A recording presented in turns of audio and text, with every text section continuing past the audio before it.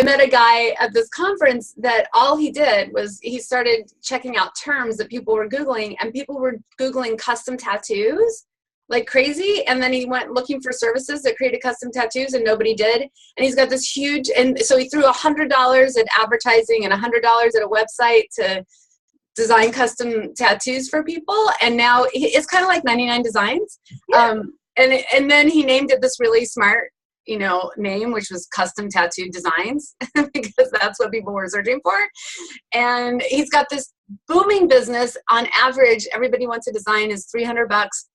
They connect them with an artist who specializes in the kind of design that they want. And then they are connected all around the world with local tattoo artists it's like, that's so cool. That's a true entrepreneur. He doesn't give a shit about tattoos. I don't think, he doesn't care about tattoos. I don't think he even has one. But, that's an entrepreneur. That's different than a business owner who's doing their passion. Do you have a tattoo? No, do you? No. What would you get if you were to get a tattoo? What? I know. I'm annoying. But I know, but if you would, what would you get? I think right now it'd be Jack Kusikowski's face.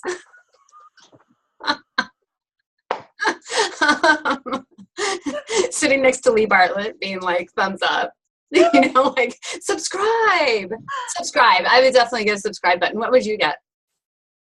Oh gosh. I don't know. I would do something really cheeky, like, I've thought about, get something on the bottom of my foot. God, I'm sure that would be very painful, but like, like a middle finger or something. I don't know. Just something so that when I am an old lady, I can look at that and go, yeah, yeah, I did that. I did that. Put your feet up. Is that? Yeah, it is. Oh, I love that story about the old, I have these people at my dry cleaner that have those earrings that keep making your earlobe bigger and big, right? Which, is kind of ugly and stupid at that age. But then I'm just thinking, like, seriously, really, when you're 75 and they're hanging and wobble, what are you going to do with that? Yeah, that's an example of not thinking that far into the future. I guess you could, it'd be handy. You could put clothes hangers on them and dry your laundry as you're driving down the road or something. I don't know. Loop them together in a little bow. Yeah, I don't know. I don't get it either. I mean, it's definitely a statement. People definitely do it for a reason. It's popular, but I don't get that one. Yeah, no. Yeah. So what was big for you this week? What happened big for you this week? Oh my gosh, it's a blur. It's a blur. What's big for me is, I have one of my clients, we're having a big strategy meeting with a team, Friday. And so, figuring out I coach all these people. And so over the past several months, I've been getting input here. The team is really interconnected. Their success depends on each other tremendously. Right. There's some leadership structural changes that they're performing, but they have no infrastructure to grow and increase performance. And so we have to come together and have a come to Jesus meeting. Do you have those everywhere? Or is that just a Southern thing? We have to have a come to Jesus meeting? No, I know what one is. I grew up in the church. We have come to Jesus meeting. Yes, exactly. So been preparing for that. That's big because you're in a meeting, like, hey, let's have a meeting. And then everybody sits at the meeting. Everyone's sour because they know nothing is going to change. Yeah. And that's on leadership, right? Yeah. So trying to make sure that whatever this is, I have a stake in this. I believe they trust me to tell me what's going on and then help put this together and help get them all in the same room and then bring these things to fruition. We've got to make change happen. So that's big. That's happening. Well, they've got the right person. You're like, this is going to happen. So yeah. What did you want to talk about this week? We talked a little bit about travel hacks, but what did you want to talk about this week? Well, I think I want to save it for a whole episode because it's one, it's really fun, but also two, I think that it's something that definitely needs its whole episode. I would love to talk about travel and travel hacks. Let's do two. Let's do two today. Okay. We'll make them half hour. Okay. Each, right? All right. Yeah. Okay. So yes. So we get the second one. I'll tell you what that one is. But let's talk about travel and conference hacks. You were just in Vegas, baby. Vegas, baby. Okay, so here's me in Vegas, right? Hilarious. So Vegas isn't really my town because, I don't gamble and I don't really drink hard at business conferences and I don't sleep with strippers. So it's kind of like, what is there to do in Vegas for me, right? So also, when you're at a business conference, I don't know how you are, Shawn, but there's all the conference going on and then there's all the work that you got to get done in the morning beforehand and in the evening afterwards. But yeah, so anyway, I was in Vegas and we won. Oh, trivia question. Whoa, holy cow.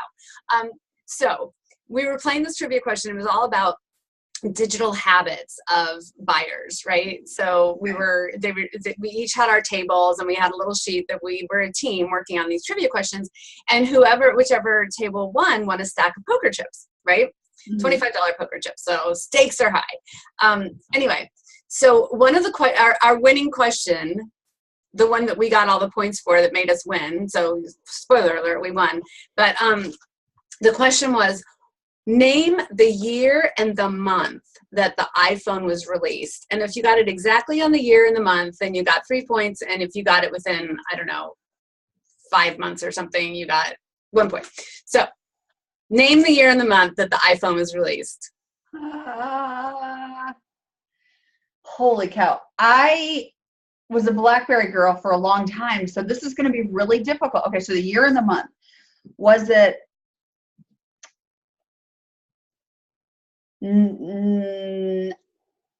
September 2007? What? Okay, it wasn't September. Oh, okay. It was 2000. It was June. Oh. 2007. Okay, I am completely impressed. This woman at our table who is very quiet and unassuming, and lives in Normal, Illinois, because she works for a company that's headquartered there, which probably gives it away because there's probably only one that's headquartered there. But I mean, it's like really like, the middle of cornrows, and she pulls this out and I'm all, what? And then we won. So I get my little $25 chip because we had to split them up. And the first thing I do with this $25 chip is I walk over to the cashier, I hand them my chip, and I take my $25 because I'm like, I work so, I'm doing really well now, but I remember when it was really scrappy, and I just cannot put a $10 down on the table for a card. I can't do it. I know. Anyway, total props to you, Shawn. You would have killed it. That was good. Well, I was off in the month. I don't know. I was a BlackBerry. I missed the BlackBerry. The buttons, the trackball. That was so satisfying. The crackberry. Yeah. Yes. It was good. All right. So traveling always screws me up, and of course we're at a conference and it's packed. It's like jam packed, and 3 deals come through. I closed 2 deals at this conference, big ones, and there's a third one that will get signed today that we were working on the terms, and I'm just like, really? You can't get the phone to ring, right? Until you're on the road closing deals. Mm-hmm. But I do have to say that this week, deals never close till it's closed. Right. But it looks like this week I will close more business for this one client this week than I closed all year last year. Nice. What's the difference between last year and this year then? Momentum. This is what I want. This segment that we're talking about doing, what I wish my sales manager knew is a lot of the sales that are out there. If you're dealing in 5-figure deals, 5, 6, especially 7, if you're dealing in those kinds of deals and they're really not transactional, they take time to set them up. And if you hire the salesperson, you got to trust their natural genius and let them set it up. So, I only started working with this client at the beginning of last year, beginning of 2016. Right. It came on and we did well. we did fine. They were thrilled, but it takes momentum. It takes momentum. That's what I think. Do you think that the timeline is always underestimated for how long it takes to build pipeline, how long it really truly takes to know your customer and to, get in the groove? Or do you think that salespeople should be able to get up to speed more quickly? Such a good question. I think in general, people underestimate. But I think one of the biggest problems that I see, especially since I'm so focused in the B2B marketplace, I think that the churn. I think the average stay of a AE at any company is 2.5 years. I mean, 2.5 years is when you're hitting your stride. Right. So and I think companies really miss the mark on not giving their salespeople trails on business that they close. So because, if you're a smart business person, you can get in with a place that is renewals and you get trails on it, you could build your whole career out of that. But what do you think? No, I agree. I think that, I think there's not, well, personally, I think sales managers spend more time managing management now than they actually do being able to develop their players. This is it. I mean, that was my experience in the last 2 organizations that I sold for. And, that's what I'm hearing. That's what I'm hearing from sales directors and sales managers that I talk to. They're so, I have these reports to do, and this is a new report, and I got to go to this meeting and stuff. And I had one of the best sales directors that I work with. He's a friend of mine. I worked with him in 2 different places, and he loves to develop people. And given him the time and energy that he can spend to really recruit the right people and then to work with them and to help them. I mean, he totally gets it. He told me one time, he said, I'm like a faucet, or you're like, my salespeople are like faucet. I just need to know how much to turn on, how much to turn off. And, for me, he knew that I just needed to bounce stuff off of him and then say, go. And, or every once in a while I'd be like, okay, Shawn, let's go sit through your numbers. He'd make me go through the painful exercise of my numbers. He knew what I needed, but he doesn't really get the chance to do much of that anymore. And I know that sucks. That sucks. Well, and that's a failing on the company's part, frankly. I mean, if you hired, this is, I read these studies about salespeople are spending 25% of their time doing sales activities or something. I'm like, 15%. what the hell? Now the norm.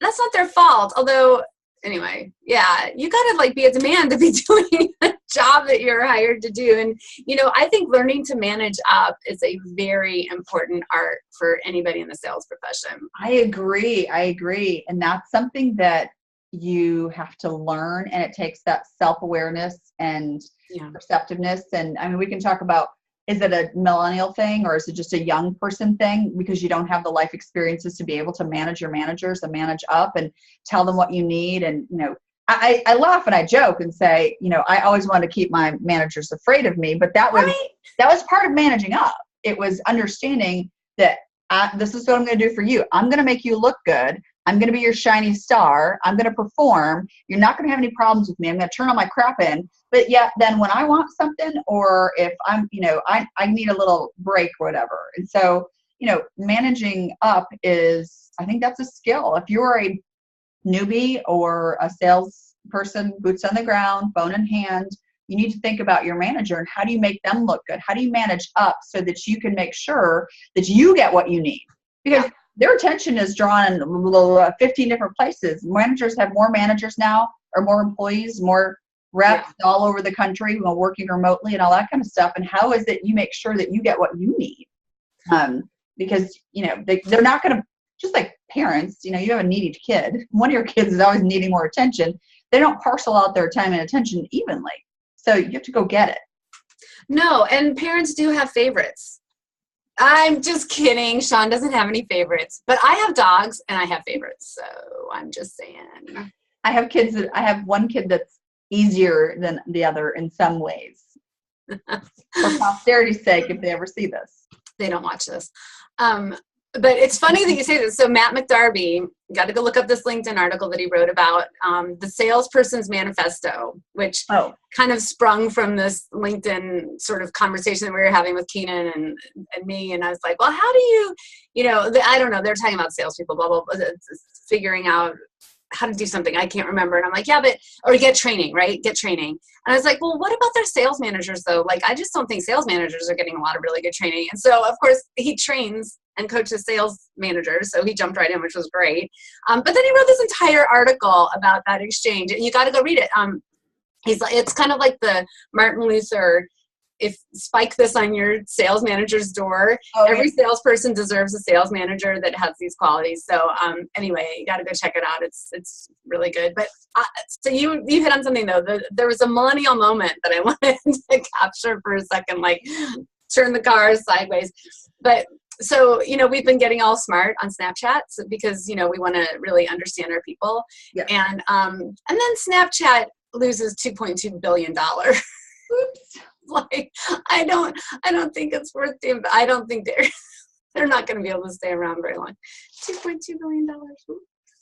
Oopsies. Yeah. Because we don't know how to make money off of teenagers. Yeah. I mean, their parents pay the bills, so. Well, and that's how they've got to be feeling about that, because it's not Snapchat that owns Snapchat. It's a company that owns Snapchat. And the Snapchat lost $2.2 billion for this company. I'm like, oh my God. It's like, I mean, I don't want to be like an old fart or anything, but, you know, the IPO or, you know, of Snapchat and a couple of these other, you know, internet sensations, you know, we had an e-commerce boom.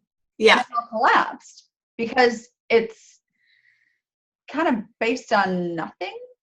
Right. Know? It's not nothing, but I mean, their valuation is so much on the future earning potential that poof, can all just go away if someone, you know, if someone invents the next thing. So, I mean, I just looked at that and went, oh, okay. I'm not bashing anything. I'm just saying, to me, we lived through it, right? The e-commerce bubble when it first hit. So, all right. Well, yeah, I mean, I was in 4th grade, so I don't remember it that well, but anyway. Okay, so people will not know what the hell we're talking about. It's okay, but you know, we're not old farts either, really, yet. Not yet. Well, maybe we should kick us off. What do you think? Hold on, we're having a disturbance in the force. Hold on. Hold on. Ah, it's me. Damn. How's that? Are we back? Yeah, it's just, yeah, we were having a disturbance in the force. I hope it caught me with some really ridiculous look on my face. I love it. It was that. Yeah. Should we kick us off and start the show? Yeah. Holy shit. Holy crap. We haven't done that yet. Okay. So I'll kick us off by saying, welcome everyone to the Sellout Show, where we are always sold out. I am Dianna and I am the irreverent sales girl, where my mission is to bring a dash of dignity to the art of selling. Hi, Dianna. Hi, everyone. I'm Shawn Karol Sandy. I'm the Chief Revenue Officer of the Selling Agency, where we coach humans how to sell to other humans. Because selling like a 13-year-old who speaks in only emojis will hack off your audience. Shouts out to Snapchat for losing $2.2 billion this quarter. Oh my God, that's so funny. All right, so fresh from the Vegas Strip. No, she was not performing, or was she? No, she was not performing. Dianna flew in last night at 3 a.m. Boy, your arms must be tired. Oh my God, really? They really... Speaking of flying, I flew Southwest Airlines, which I hardly ever do. And I don't know. I've got to start flying. I mean, they are awesome. Yeah. Yeah. We talked about that once before about they must have some sort of emotional intelligence factor that goes into their hiring process, because their flight crew is so witty, not just telling jokes, but in the moment witty. I don't know. Was that your experience? Oh, well, totally. And I asked, you're just going to love this story so much. So I'm standing back in the center of the end of the flight, and I'm standing back in the bathroom, and there are 3 of them back there, and it's kind of the end of the flight, and everybody's kind of chill. And I always look at the safety card, right? I mean, they say, read the safety card. And I'm like, well, I hope the pilot's checking his checklist off. So I'm going to read the safety card because, do you know how to work that door? Do you know how to work that door? Yeah. Right. So I'm looking at the safety card and, it's talking about where the rafts are. And I'm like looking up in the ceiling. I'm like, I wonder where the rafts are in this plane. So I was just kind of, talking to the woman that was there. And I said, where are the rafts in this plane? Are they there? And she's like looking at me like, what? And I said, well, I was reading the safety information card, and everybody stopped. All three of them stopped, and they're like, you did what? Like, nobody ever does that. And I swear to God, one time I was on a plane and I was reading the safety information card, and a Southwest airline attendant came up and bought my entire row drinks because they're like, I've never seen anybody do that. Your entire row gets a free drink. But anyway, she's like, well, this one doesn't have rafts because we don't fly over enough water, and so you have to blah, blah, blah. So then I was like, I've learned all this stuff about training. Like, they go through 5 weeks. But I asked her, I said, so why is it, because I've been traveling a lot lately and it's noticeable, why is it that y'all are so much more friendly? Like, how do you do that? And the guy said, you should see what the interviewing is like. Oh, bet. Yeah, they're just like, I'm like stand-up comedy, like improv. But, no, it's like, you gotta like you've got to be somebody who's really about people if you're going to work for Southwest Airlines. And then I learned all this other really cool stuff, because their training is not how to pour you a Sprite and hand you a pack of peanuts. It's like those rafts are 100 pounds, and then you got to know how to cut the rope off of it. And they have to know CPR, and they teach them they teach them fighting techniques. Yeah. Right? That's awesome. Yeah. So that you can bring it. No, that wasn't Southwest Airlines. But yeah. So anyway, I was just and we had so much fun. And I said, well, what do you think it is? Like, do you just love working here? And she said, well, we have a new CEO who comes from an accounting background. So we're a little nervous, but the guy who started this whole thing was like, if you really take care of your employees, she said, I was having surgery and they sent me a lava lamp to my hotel room. And when I'm in a place where the weather's really bad, they call and see if my family's okay. And it's just like, you really actually matter. Yeah. So, and then they make us feel like we matter. So there you go. Yeah. Yeah. I think that's a trickle down. That's if you don't feel like you matter, how can you make your customers feel like they matter? So what's your favorite Southwest Airlines story? The last flight I was on, I sat next to a woman who was praying a rosary. Oh, Lord. And so this didn't really have anything to do with Southwest, but I made the mistake of making eye contact and smiling at her. And then it was on. She was going to save my soul. Not today, Satan.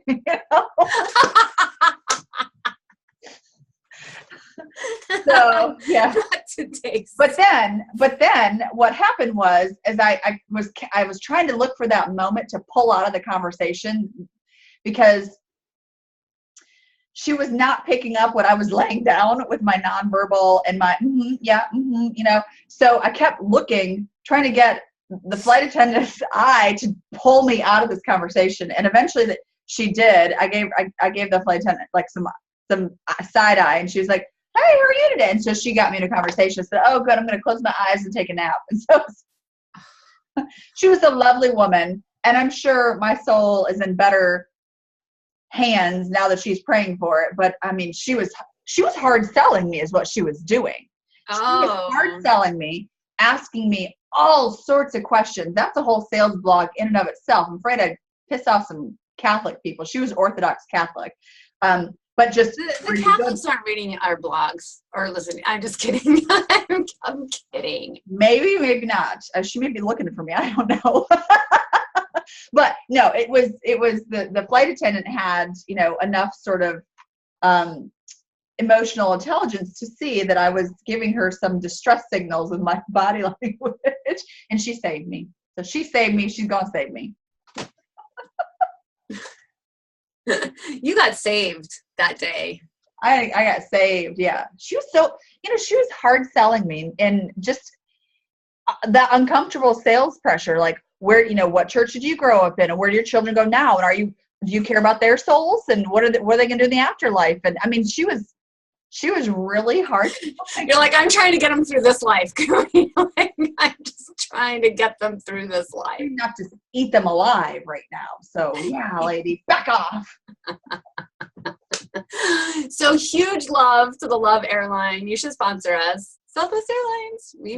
We've mentioned you twice now out of 14 videos. You should sponsor us. Experiences. Yeah. All right. So speaking of travel, you're doing a lot of travel. You want to talk about conference and travel hacks today? Yeah. So, they're both such big, I prefer the travel hacks because here's the thing. I know a lot of people are sitting at their desks. They're probably even in a remote location and they're doing their jobs from there. But there's still a massive power in being face-to-face with your client. And of course you have to go to a conference every now and then. So I think that business travel hacks are still relevant, don't you? Oh, absolutely. I mean, we have so much technology and, devices and stuff like that, but there's sometimes that's great. That's a tool, but face-to-face will always be important. I think it will always be important. Well, look how important it was for me to even just come down to Memphis, right? It solidifies things, right? I mean, it solidifies things. Yeah. So tell me about some of your travel hacks. Okay. So I'm so glad you asked because my first ever book that I published, it is out of print right now, but I've got to bring this back into print. I have these little guides. So this is the Irreverent Sales Girl Stress Less Travel Guide. Yeah. So I need to update it. But I always struggle with travel so much because I'm a woman of routine. When I'm in my routines, it feels like life, goes better, right? So anyway, I wrote this because I just learned some really cool things as I've been traveling. Like one of my favorite ones is when you're traveling and you get to the airport, I like to play a game called Airport Roulette.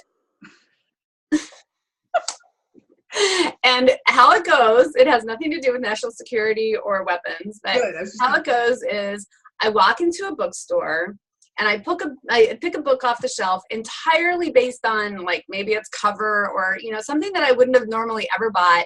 And I read it during my trip. So I have found some of the best gems of books. You walk into a Hudson book, throw down $20 and have an entirely new experience. And sometimes it's a huge epic fail, right? So it's a good thing to have your e-reader, but I just love Airport Roulette. So that was one of my hacks. But nice. My favorite still hack is the e-bag.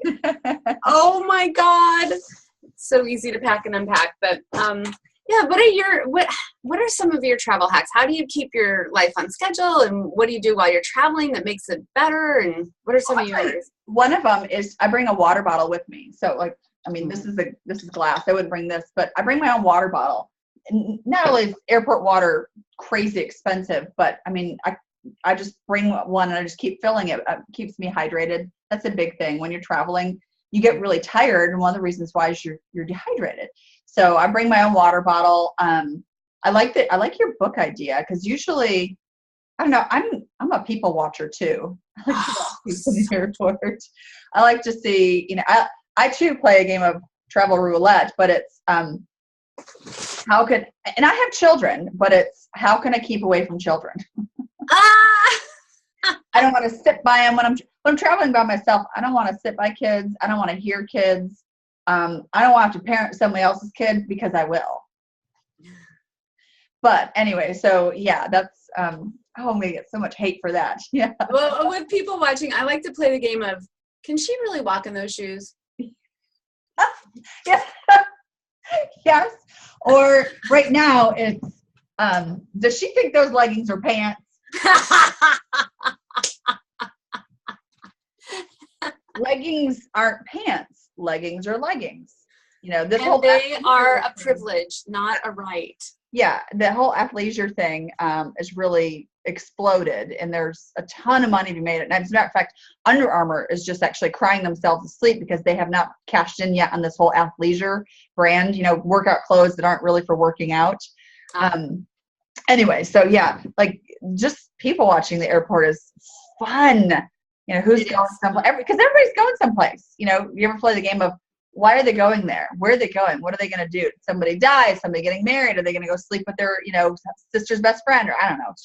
It's crazy. Probably. Oh, and then watching couples is really interesting because you're sort of like, they just look too fond and familiar to really have been married for more than 3 years. So I'm guessing they might be married, but it's not to each other.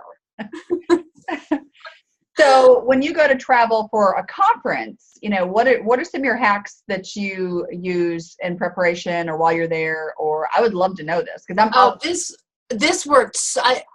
I couldn't have set you up better to ask that, and we didn't even set this up beforehand. Yeah, but honest. This was brilliant. So almost every conference now has an app that you can download before you go. So what I did. And it just, it takes time. It does. It takes time to prep. You're the over preparation girl. I'm usually not as much over prep as you are, unless I'm going on the stage and then I'm super prepped. But I download the app and, you look through the agenda and you look how the app works. But really, I focus on the attendees. Like who's coming? So and then I write it down because I want to have this little guide with me that I'm like, this person's here and this is where they're from and this is what their company's been doing in my space and this is why I want to talk to them, right? And the thing is, conferences feel really random because you kind of like get who you get. You sit at the table and you're like sitting next to your rival vendor and you're like, oh, I ruined an entire lunch by sitting here with this group, right? But but if you already know who you're looking for and you've looked at their LinkedIn and you know what they're doing with their business, a lot of them have a little messaging. Right. So you can message. So I messaged everybody ahead of time. So looking forward to seeing you. I love what you're doing with your Small Business Academy. And I really hope we get to meet. And then what I did though was I brought, I don't even know if people use business cards that much anymore because the apps you can sort of exchange your information right there in the app. But I deliberately left business cards behind and I brought flyers with me. So I had 3 flyers created about 3 different things that we do to engage with our ideal customers. And when they ask me, like, what do you do? Haven't you noticed, like, when people ask you what you do and then you start talking, they kind of go, they're looking at you, but they're not with you, right? So I'm like, I have this little flyer. I'm like, a picture paints 1,000 words. This is what we do. It has my name on it. It's glossy. They take it with them because nobody does that anymore. Everything's digital. Oh, I'll email you something but no, I'll put it right in your hand. And then they have something to engage with. It was, oh my God, we must have 8 really, really, really solid big deal prospects that I bet you 3 of them close in the next 3 months. It was really, really solid. What's one of your conference strategies? Well, you just touched on something that is actually incredibly fundamental that every single one of my business owners, every single one of my sellers goes through, and that's called talk track training. Have we discussed talk tracks yet? Not much. Okay, so here's my commercial. Yes. So talk tracks are similar to an elevator pitch, but they're more flexible. And it's about your audience. It's not about what you do. So you will never in your life outrun the question, what do you do? Never.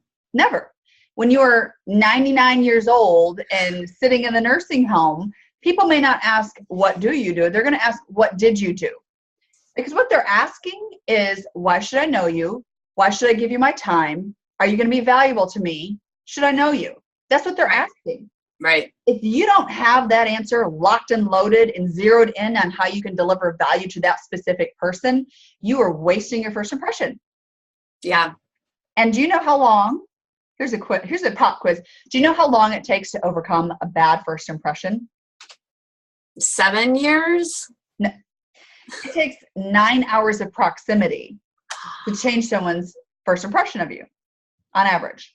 You're joking. No. So, and I don't remember where I got that statistic, but when I started doing talk tracks, I really started to dive into the research here. So if you don't like someone, what are the chances you're going to want to spend 9 hours with them over the course of a month, a year, or whatever, right? So we don't hire people that we don't like. We don't want to work with them, right? Right. So what a talk track is it tells people who you work with, It's a formula that we've created and we work people through. It tells people who you work with, what results you produce, how you do it uniquely, and then you follow up with examples.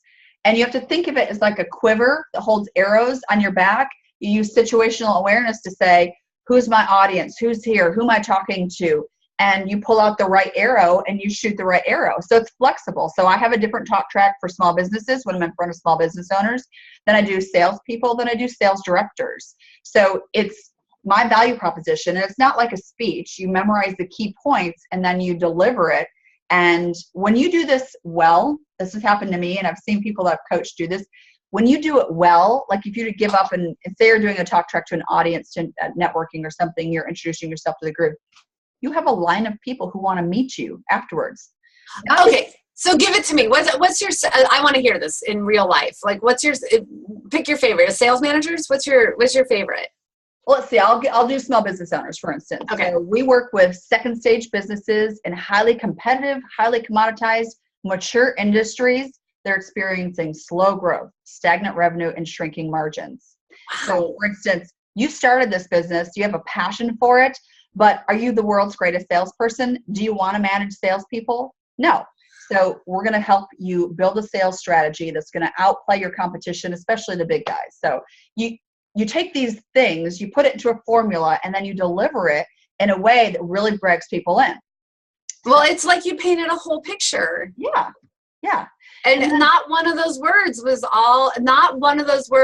wormed over porridge. Right. And so that's, for instance, what you would do in an audience. But then I've got all these wonderful little tricks and tips and things that, I always ask first, what does someone else do? And I'll give you another tip too for conferences. Okay. Instead of asking people what they do, ask them, say, hey, Dianna, so tell me about the problems you solve for people. Ooh. Asking people what they do, ask them about what kind of problems they solve for people, because you're going to do two things. You're catching them off guard. They're not going to say, well, I'm an account executive with ABC and we sell technology solutions, blah, blah, blah. Now everyone is falling asleep. Yeah, they're going to seriously think about the problems they solve for people. And then secondly, you've already set yourself apart from everybody else they've just met. Oh, that's so good. That's so good. That's so good. I mean, also one of my favorite things to open up a conversation at a conference, because everybody knows that you're there to network, but pretty much they hang out with the people that are from the same company. Right. But one way that I found, and somebody used it on me at this conference, I was like, oh my God, look what you did. But is what do you most want to get out of this conference? What do you most want to get out of this conference? And then another thing that I've done that's been wildly successful for me, especially, oftentimes I'm a vendor at a conference and I'm at a industry related conference where there are prospects for me, but those people that are prospects, they may not be there to be prospected. Do you know what I mean? So it has to be really soft, and you don't want to see the salesperson coming a mile away. So one thing that's been wildly successful for me is I'll say, at these events, it's often really random, who you're going to actually get to meet, because you're walking around looking at each other's belly buttons trying to see, is that somebody that I'm supposed to meet? Do I need to know you? Yeah. And that's the way people feel. Like, do I need to know you? No, pass. Do I need to know you? No, pass. Oh yeah. You feel like, I don't know why the conferences don't, how they have the name tags and they have in big bold letters your name and then in really small letters your company. They should totally reverse that, because it should say the selling agency. I know. So you've been to some of these. Yeah. I got out of here. The one thing I like to do is say, is there anybody in particular here that you're trying to meet? Oh yeah. Or any representative from any company that you're trying to connect with, because, it's kind of rare. I'll be talking to somebody, I'll know that I should come introduce you, and people LOVE that. Yeah. They have to think. Yeah, great. They know that it just, and then oftentimes they'll ask you, like, hey, or you can set it up as a game. I'll be like, hey, here's what I want. I'm really dying to meet, John Smith of John Deere, and, I know he's here. So if you run into him, can you just point him to the woman in the weird red plaid jacket, and you're like, great. And then, and I'm like, who do you want to meet? And, and then you and then you're comrades, and then, you have somebody to talk to. And anyway, Yeah. It's been really successful for me. You know who we should bring on and take this another step further is Alice Hyman. Alice Hyman. Yeah, she's fantastic at this. Alice has never met a stranger. But she's also brilliant at this too. I have a couple more conference hacks I want to talk about too. Yeah. So talk tracks, and I have this on our website, just PS. If you go to Selling Agency, look for talk track training. We've got video, worksheets, that kind of stuff. When you do it really, really well, you will have people standing in line to meet you, not because they need your service, but because your shit is locked and loaded like they've never experienced. Seriously. So anyway, and there's so much more about that we could talk about. But so here's something else I want to say. If you're going to a conference, it's great to learn from people at conferences, but if you're going there because you want to network with somebody, don't go to the sessions where you want to learn. Go to the sessions that the people you want to meet would be in because they want to learn something. All right, that's number one.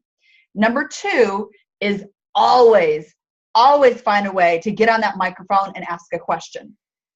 And when you ask your question, you have to explain your question. You have to give a brief overview of why it matters to you. You got to set up context, right? Hey, I'm Shawn Karol Sandy at the Selling Agency. And because we coach salespeople on how to increase revenue performance, blah, blah, blah, how would you handle this? So ask the question in a way that gives you the framework and the context to explain why you're there and how you help people. So it's almost like a mini talk track, but always find a way to get on the microphone and ask a question. That is really smart. In fact, that's how you and I kind of met. We were in that breakout session. Yeah. And I stood up to ask a question, and your friend, oh my gosh, what's her name? Gina. Yeah. Gina was also at the microphone, and they had time for one more question. And I was like, oh, dang it, I really wanted this opportunity, right? It was like totally my peeps. Anyway, I'm like, Gina, this is yours. You take it away. Do you know what I mean? And then they let me answer the question too, and I look like a rock star. But anyway, that's how you and I met. Yep. That was so cool. Anyway, but no, that's great.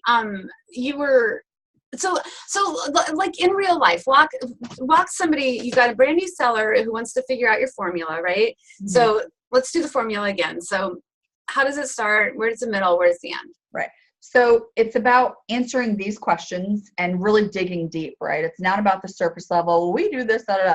And there's also a lot of people just talk from a surface level, right? I mean, they say the same thing. And that's why when people tune you out is because, you say the same thing as everybody else. So here's another quiz before we get into this. Do you know what the average human attention span is at right now? I don't know. Is it longer than that of a goldfish? It is less than that of a goldfish. It is. Less? Yes. The goldfish attention span is 9 seconds, and the human attention span is approximately 8 seconds. Back when the Industrial Revolution started, it was 20 minutes. Oh, wow. So, when I say that to people, that's not to say you have to cram in your first impression within 9 seconds. You have to capture someone's attention and engage them within those first few seconds so they don't tune you out. That's what that means.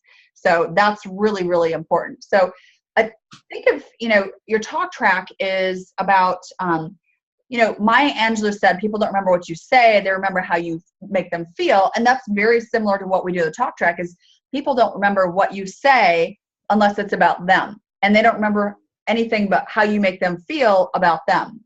So I like to do a lot of reconnaissance, and I always like to know who I'm talking to first, because then you can put your talk track in context to them. So it's about who you serve. We work with second stage business owners who started the business and they've been successful, but now they're experiencing stagnant growth, slow revenue, shrinking margins. You want to be using ways to really connect with people. Or the second half of that is you're in a highly commoditized, highly competitive, mature industry. So those are things that are unique to the people that I want to work with, right? So you've got who you serve. And then it's about the results you produce. It's not what you do, it's about the results you produce. So we could say, we work with, we coach sellers to increase their average revenue by 10% within a 3-month period. Whatever detail you have, you can put that in there. And then how do you do it uniquely? We do this because we coach humans how to sell to other humans instead of like robots or jerks. People are tired of that. So it's not a speech. It's a conversation that flows back and forth. You have to have one prepared where if you stand up in front of an audience, you would give a snippet, right? You put it all together. But in a conversation, knowing how to move this back and forth is a talk track. And then you always, always, always have examples. Well, just last week, I worked with a technology company, and you know what? Their sellers in their sales meeting were talking about, well, they were talking about the wrong ops. They were talking about operations instead of opportunities. So we dialed in and talked about the activity around the true opportunities. And now they're out making 10 more calls a day, and they've already got, increased their pipeline by 10 times. So having stories that are relevant and in context to that person is hugely important. Hugely. That's why I always ask first. And I will actually even, you're looking at someone's name tag, you see what business or what industry they're in. Or, if they say, so what do you do, Shawn? I'll say, you know what? I would love to tell you, but first, that sounds really interesting. Tell me about the party closet. I've never heard of that before. I will flip it and have them tell me first, so that my examples, if I'm going to talk to someone who's a B2C now, are entirely different. They're customized for them. They feel so special. They feel like it was divine to meet you there. It is brilliant. And, Alice Hyman, bringing her up again, and you're right. She has conference strategies that will blow your mind, especially if you're an exhibitor who's spending gobs of money to be there. You got to make the most of that opportunity, and we should absolutely have her on. I would love for us to develop, or you, us. I would love us to develop a little worksheet of how to design your talk track that people could download. So, I have that actually. I have the talk track worksheet. So so comment on this video. And then I'll comment back, and we'll get your email, and I'll send you. You know what? We're just going to have to get a selling agency site at some point. Tom can totally get this set up over the weekend where we can have people come squeeze and download stuff. It can piggyback on the back end of my site, but it doesn't even have to, it can be completely branded, because we're about to start kicking out some resources and some merch that, it's time. It's time. The time is But Alice Hyman says, how do you make, it's like a joke that Jake would tell you, right? It's like, here's a joke. How do you make sure that the person across the table is listening to what's happening in the conversation? Oh, that's such a good question. Tell me the answer. Make sure they're the one who's talking. Nice. I know. Alice says that? Alice. I mean, it doesn't surprise me that Alice would say that, but I think that's brilliant. Make sure they're the one who's talking. The other thing that you and I love to talk about is sales is a performance sport, and it's all about activities and results and actions. And one thing that I really hold my feet to the fire with, and I love doing this, like if you're traveling with your team. Hold on one second. To a conference. Hold on one second. We're going to communicate if you do team. Oh, no. Yeah, hold on one second. I'm going to have you go back. Just a second. The internet's not that great today. All right. So let's go back to where you started there. One thing you love. Oh, hold on. You're frozen again. Crap on a stick. Okay. So one thing, performance sport. Oh, no. Okay. Are we ready? Yes. Maybe the universe doesn't really want me to tell this little secret. Oh, I hadn't considered that. Maybe this is just too good to, I don't know. I always hold my feet to the fire, though, and I tell my team members, I'm not coming back to my room tonight until I have made 10 meaningful connections with people who could become a customer. And I don't mean exchange business cards with somebody who's off the side. I mean, like, this is my person. And then we count, and the people on my team love it. They know who I am as a salesperson. Like, I'm like badass. I'm not just there to play around. Right. And they all get into it, and they start anyway. But when you hold your feet to the fire like that, it's easy to sort of duck out on a networking coffee. You're like, I don't really want to talk to somebody. But when you're actually writing down, these are the 10 people that I can say that I met today, and they could be a potential customer if in reality, you get extraordinary results. Because here's how I landed Walmart. I was for one of my old businesses. I was tired. It was the end of the conference. It was kind of the wrap up. And sometimes it's fun to just kind of ditch out on the wrap up and go, get a coffee or something or a drink at the airport before you're off but I hadn't met my 20 connections that I promised that day, or however many. 20 is a lot for real connections. But, right.